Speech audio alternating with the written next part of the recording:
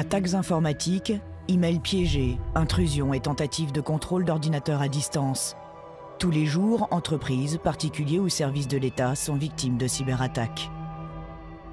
Grâce à une veille de ces systèmes 24 heures sur 24, le ministère des Armées en déjoue chaque année des milliers. L'espace numérique est désormais devenu un champ de bataille comme les autres.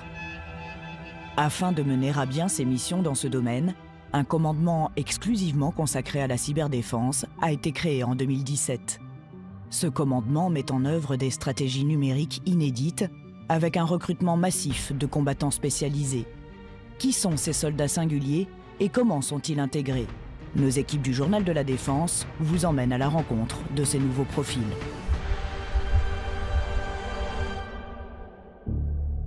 « 8 avril 2015, TV5 Monde, chaîne de télévision francophone, fait l'objet d'une cyberattaque de grande envergure. En quelques minutes, toutes les diffusions cessent et le réseau social de TV5 Monde est pris d'assaut.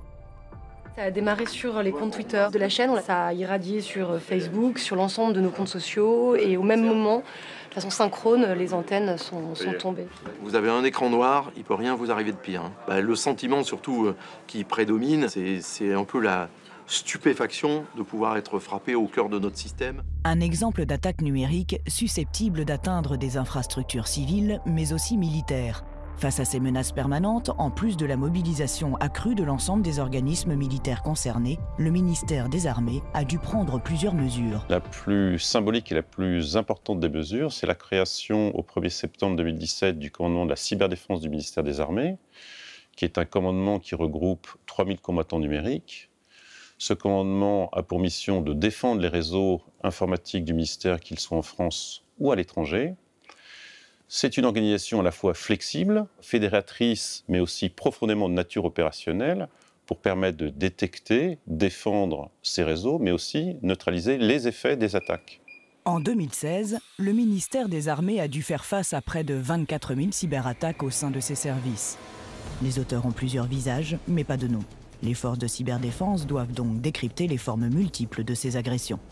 Donc la démarche que l'on met en place avec les forces, c'est quelque part nous de nous mettre dans la peau de l'attaquant. Donc on prend nos propres systèmes et on va jouer le rôle de l'attaquant sur ces systèmes-là. Ça veut dire qu'on va mener des tests qu'on appelle intrusifs. Donc on va essayer de rentrer dans le système, voir quelles sont ses failles, pour à la fois entraîner les équipes opérationnelles à nous détecter et puis ensuite corriger les failles que l'on a trouvées. Et cette démarche d'attaque-défense nous permet vraiment d'imaginer tous les scénarios qu'un attaquant pourrait vouloir jouer et essayer d'y répondre. En 2014, le ministère crée le pôle d'excellence cyber à Rennes. Un réseau associatif mettant en relation militaires, écoles, universités et entreprises. On a besoin à la fois, avec les écoles forment ces personnes-là, d'avoir de la formation continue et nous de pouvoir nous appuyer sur les établissements de recherche pour quelque part développer le vivier de compétences que l'on va ensuite employer. Un vivier de compétences qui englobe un large spectre d'emplois et de profils. Analystes, développeurs spécialistes en réseau informatique, experts en veille des réseaux sociaux ou en renseignement, le recrutement du baccalauréat jusqu'à Bac+7 passe également par la constitution d'une réserve. On travaille sur tous les statuts de la réserve des armées, que ce soit des bénévoles de service public sous statut de réservistes citoyens ou alors des militaires à temps partiel sous statut de réservistes plus opérationnels. C'est parti. Ici, à la base militaire de Coët-Quidan, un cybercamp accueille plus d'une trentaine d'ingénieurs informatiques civils. Pour souder les équipes, le stage éprouve ces nouveaux réservistes directement sur le terrain. Ouais, j'y vais. On vient de toute la France. Moi, je viens de Bordeaux, il y en a qui viennent de Lyon, de Clermont-Ferrand. Donc, on ne se connaît pas. Mais on a un point commun, c'est l'informatique et nos compétences spécialisées. Donc, on va aller chercher à se transcender et à chercher des éléments qu'on ne voit pas du tout, c'est-à-dire toute la partie militaire. Donc, tout ce qui est instruction, qu'on ne connaît pas parce qu'on n'a pas fait l'armée, tout simplement. Mais on trouve tous nos ressources pour avancer tous ensemble et ouais, se surpasser. Il y a des hauts, il y a des bas, il faut se soutenir. Et c'est très enrichissant au niveau intellectuel, au niveau physique. Chef de groupe, c'est une technique simple. Tout le monde sur le dos, les jambes relevées, vous mettez tout sur le côté. Le but essentiellement, c'est de travailler sur la cohésion des groupes et l'émergence d'un leader face à une situation donnée. Et donc les gens sortent de leur zone de confort et sont obligés de de s'impliquer pour résoudre les cas dans lesquels nous les mettons. On a tous tendance à s'enfermer par habitude dans nos professions respectives. Enjeu majeur du cybercamp, apprendre les bases militaires et l'esprit de groupe utile pour pouvoir intervenir sur l'ensemble du territoire national en cas de crise. Finalement, on casse beaucoup d'idées reçues ici. Et la première que nous cassons, c'est celle que l'armée serait quelque chose de monolithique qui réagirait par automatisme dans des systèmes préconçus.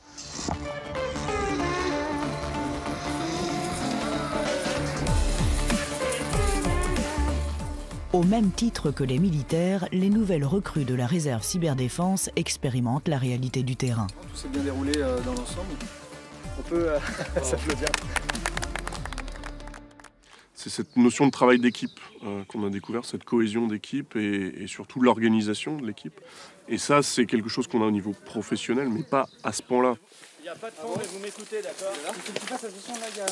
Très bien, vous devez lâcher, il va finir pendant ce temps-là. Ouais. À droite. Essayez de les signaler, ça là, s'il vous plaît, les gars. Ok. Allez, c'est quand même pour deux. Et au stade. Voilà. Si je comprends bien, après on a une demi-heure de sommeil et puis après on attaque. Une demi-heure de sommeil, on attaque. Mais là, on est encore dans l'excitation.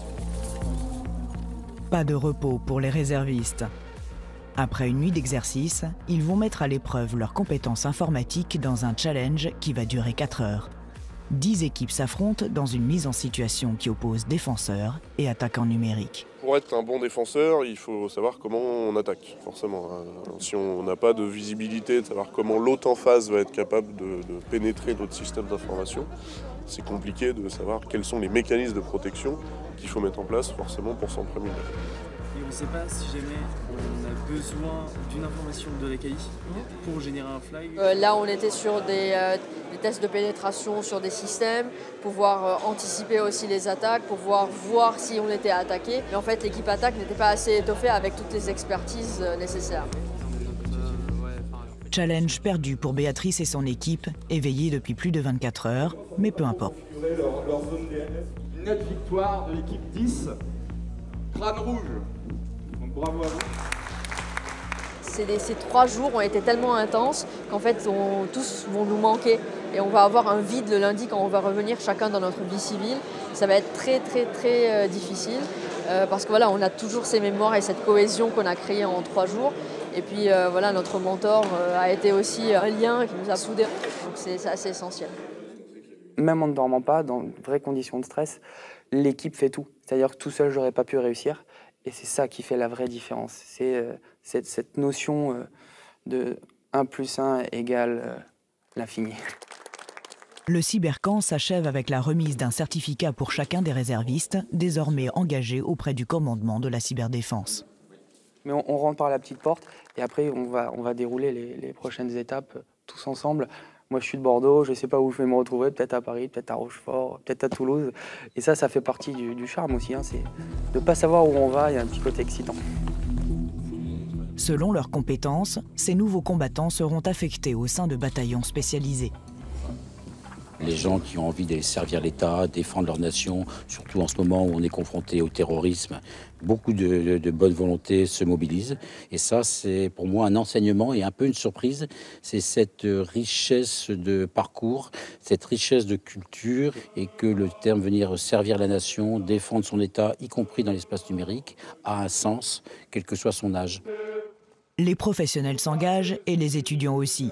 À Saint-Cyr-l'École, en Île-de-France, le lycée militaire a lancé en septembre dernier un BTS unique, un brevet de technicien supérieur en cyberdéfense. Nous les formons à être des futurs techniciens, c'est-à-dire des spécialistes de la mise en œuvre. Ils viennent s'ajouter à tous les ingénieurs, à tous les officiers qui sont experts en cybersécurité. Et donc ils ont vocation à se spécialiser dans 2 ans en devenant soit sous-officiers dans l'armée de terre, soit civils de la défense.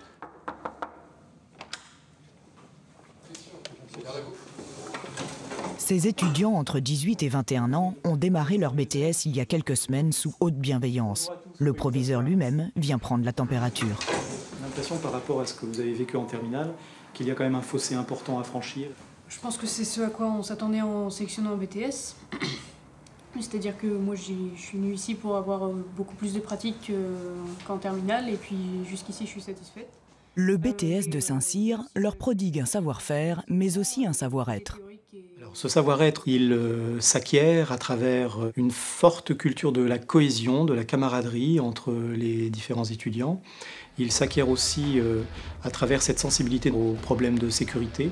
C'est un savoir-être également qui se manifeste à travers un esprit de discipline, un goût de l'effort, et qui est tout entier tourné évidemment vers les besoins que l'armée de terre exprime actuellement vis-à-à-vis de ces jeunes recrues. Les enjeux, c'est principalement autour de la cybersécurité. On attend, nous, un rôle de technicien très hautement qualifié pour gérer les problèmes qui à venir sur notamment la cybersécurité des armées. Attention. Et donc on nous forme très bien grâce à ça. Hein. Même si c'est la première promotion, on peut voir que le niveau est déjà excellent et que nous, on est motivés, on est là pour ça et on fera ce qu'on nous demande. C'est le programme d'un BTS Système numérique, informatique et réseau, auquel on ajoute des modules d'initiation au sport, d'initiation aux enjeux de cyberdéfense et de cybersécurité, et le choix de découvrir une langue rare, l'arabe ou le russe, qui correspondent aux langues pratiquées dans nos enjeux de cybersécurité. Autre point fort de la formation, un emploi garanti au sein du ministère une fois le diplôme en poche. Mais en première année, les futurs techniciens cyberdéfense doivent d'abord apprendre les doctrines de la sécurité informatique. Les élèves arrivent ici avec l'idée que en un mois de travail, ils deviendront des super pirates informatiques et qu'ils attaqueront des super systèmes adverses. Ça peut être une belle motivation. L'idée, ce n'est pas de les couper dans cet élan, mais avant toute chose, il faut déjà comprendre comment fonctionnait un système avant d'essayer de le modifier, avant d'essayer de voir quelles sont les manières détournées qu'un assaillant potentiel pourrait utiliser. Moi je ne suis qu'une enfant de la France. Halte au champ. Flexion. Halte. À gauche. Gauche. Rompez les rangs.